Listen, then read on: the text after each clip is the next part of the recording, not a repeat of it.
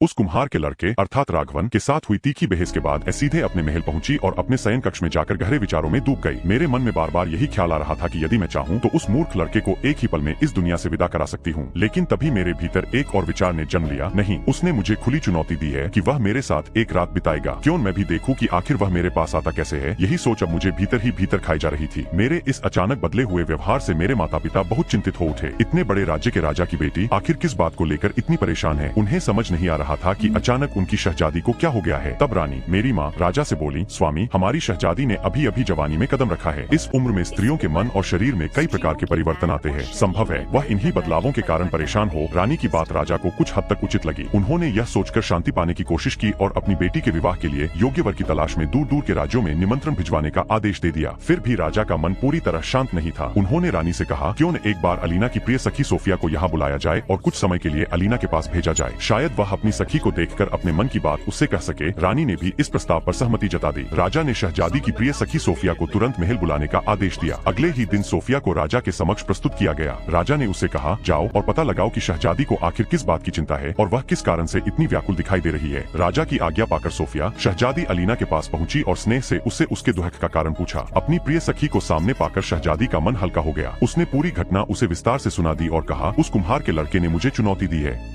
Sophia ने कहा, इतनी सी बात को लेकर तुम इतनी परेशान हो। मैं अभी तुम्हारे पिता से कहकर उसे सूली चरवा देती हूँ। यह सुनते ही मैंने उससे कहा, नहीं, यदि हमने ऐसा किया तो मैं हार जाऊंगी और वह मरकर भी जीत जाएगा। सोफिया ने आश्चर्य से पूछा, भला मरने के बाद उसकी जीत कैसे हो सकती है। अलीना ने कहा, उसे लगेगा कि मैंने अपने रुतबे का इस्तेमाल कर उससे बदला लिया है। यह मेरी लड़ाई है जिसमें किसी तीसरे को शामिल नहीं करना चाहती। सोफिया बोली, ठीक है, लेकिन यदि कभी मेरी मदद की जरूरत पड़े तो अवश्य बताना। इतना कहकर सोफिया राजा के पास पहुंची और उन्हें एक झूठी कहानी सुना दी। महाराज, शहजादी से अनजाने में एक निर्दोष हिरण का वध हो गया। इसी कारण वह पश्चाताप में डूबी हुई थी। मैंने उसे समझा दिया है। अब वह बिल्कुल ठीक है। यह सुनकर राजा ने राहत की सांस ली। प्रसन्न होकर उन्होंने सोफिया को सोने के सिक्के भेंट कर उसे विदा कर दिया। उधर राघवन अपने सारे काम छोड़कर बस इसी उधेड़बुन में डूबा था। वह अपनी चुनौती को पूरा कैसे करे। इसी सोच के साथ वह अपने परम मित्र शांतनु के पास पहुंचा, जो मंत्री का पुत्र था। अपने मित्र का उतरा हुआ चेहरा देखकर उसे उसका हाल पूछा तो राघवन ने कहा, मित्र, मैंने अत्यधिक क्रोध में आकर शहजादी को उसके साथ एक रात बिताने की चुनौती दी है। यह सुनते ही शांतनु चौंक पड़ा और वह घबराकर बोला, तूने ऐसा क्यों किया। तब राघवन ने उसे पूरा वृतांत सुनाया। सारी बात सुनाने के बाद वह बोला, मित्र, अब मुझे किसी भी तरह महल में प्रवेश करवाना होगा। शांतनु बोला, इस समय यह बहुत कठिन है। मेरे पिताजी को राजा ने दूसरे राज्य के कार्य से भेज दिया है और सच तो यह है कि राजा अपनी शहजादी के लिए योग्य वर की तलाश में है। कल कोई राजकुमार उसे देखने आने वाला है। अगर शहजादी ने उसे पसंद कर लिया तो तुम्हारी यह चुनौती अधूरी रह जाएगी। इतना कहकर शांतनु वहाँ से चला गया। राघवन भी निराश होकर अपने घर लौट आया। अब कैसे होगी उनकी मुलाकात, क्या नियति फिर उन्हें आमने सामने लाएगी। जानने के लिए बने रहिए।